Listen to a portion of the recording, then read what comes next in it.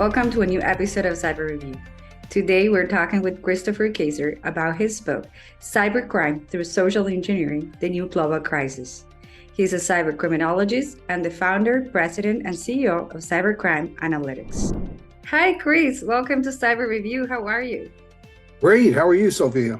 I'm great. Thank you for joining us. So tell us, how did you get into cybersecurity? Well, I had a career for over a couple of decades in the computer industry, and then I was in the financial services industry as a portfolio manager, very engrossed in the markets and studying things like that. And then I retired in 2007 and spent a few years having a wonderful old time, and decided in 2012 that I would go back and complete my undergraduate that I had stopped back in about 1994 when I got very heavily involved in the financial services industry. And so I went to Athabasca University in Alberta, and I'm a huge proponent of online education. I did my courses online and took 7 criminal justice courses, which was kind of fun. I hadn't done that before. In the meantime, a number of people I knew said, with your background, have you ever thought about getting into cybercrime, work with your computer background, finance, etc.? And I thought, well, one way to do that is run off and get a master's degree. So immediately upon graduating from my undergrad, I enrolled at Boston University to get a master's in cybercrime investigation and cybersecurity, and did that online, which was quite a chore. It's normally 33 months on campus, but 20 months online. So you work every day for 20 months, and graduated. And then I formed Cybercrime Analytics as soon as I graduated in 2016. Wrote my first book on how to master an online degree, and then started my work in cybercrime prevention, education, etc. And then wrote Cybercrime Through Social Engineering, The New Global Crisis, and released that in 2020. And both books, fortunately, continue to sell around the world, so I'm really pleased about that.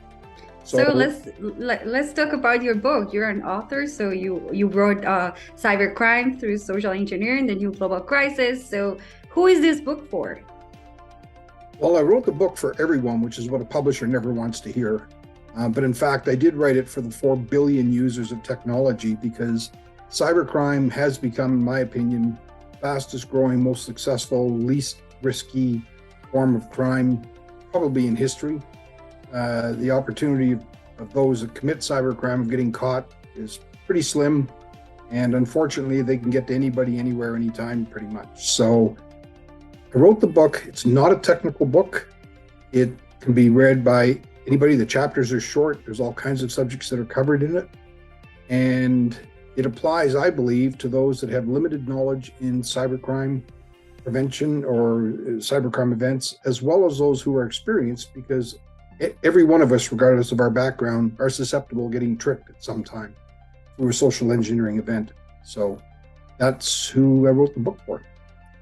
So in one of your chapters, you mentioned technology alone cannot prevent cybercrime. Why is that?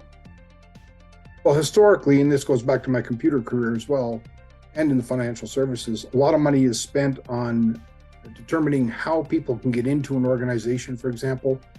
And so budgeting is done to go out and buy the best technical and software and hardware preventative measures you can find. But the one thing that isn't dealt with is the human factor, the human element. There just isn't budgeting for that, it seems. And ironically, we are the problem. You can have the best firewalls in the world, but if somebody can figure out a way to get to you and either get onto your personal devices or get into your corporate networks, then they're in.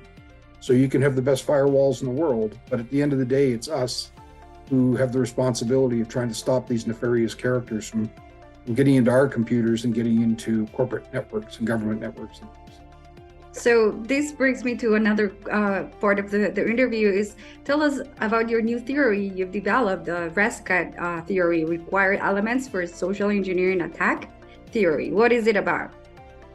What it deals with is the decision process and thought process we go through, or processes we go through when we're faced with a socially engineered cyber attack. So when we see something, it comes in as an email or a text or a voice message or whatever, and we look at it, we go through a process of, is this legitimate? Or maybe we don't even go through that process because we're so used to getting emails from our bank from our internet service provider, from whomever. And so too often we just click on it and say, oh, that's another one from the bank. That's another bank statement, whatever. But if we do look at it and say, maybe there's something here that doesn't make sense, there could be a number of processes we go through before we decide to click on a message, for example, open a text, succumb to a voice phishing attack or whatever. And then at the same time, those that are creating these phishing and spear phishing attacks or smishing attacks, whatever, they're aware that sometimes we will catch things. So they're pretty good at knowing what we may respond or how we may respond and what we may not respond to. And they know ways to come back at us again. And that's why you'll see such a repeat in phishing and spear phishing attacks, but they come in a little different each time. So that's what ResCat was based on. I worked with that with Dr. Robert Cadigan and Dr. Mary Ellen Mastrelli from Boston University, who helped me with that theory. And it was published in a peer-reviewed journal, which I was very happy to see in the Cybercrime peer-reviewed journal. Okay, that sounds like a great theory. And let's go to the next part, where we can get the book and how we can reach out to you. Well, the book is available on Amazon, Barnes & Noble, local stores, libraries, whatever. Amazon sells it around the world, global distribution. And it's in Kindle version as well. And if people want to get in touch with me, I do have a website, which is www.cybercrimeanalytics.com, and they can reach me there. And so, yeah, the book's selling very well. I'm very pleased it gets 5-star reviews, and I get lots of very positive feedback from the book. So thank you so much for your time. We wish you all the best with this book, and let's hope to see more books from you, to read more books, right? I'm working on one right now. Thank you. I appreciate it. Okay, awesome. So thank you so much, Chris. You have a wonderful day. Thank you.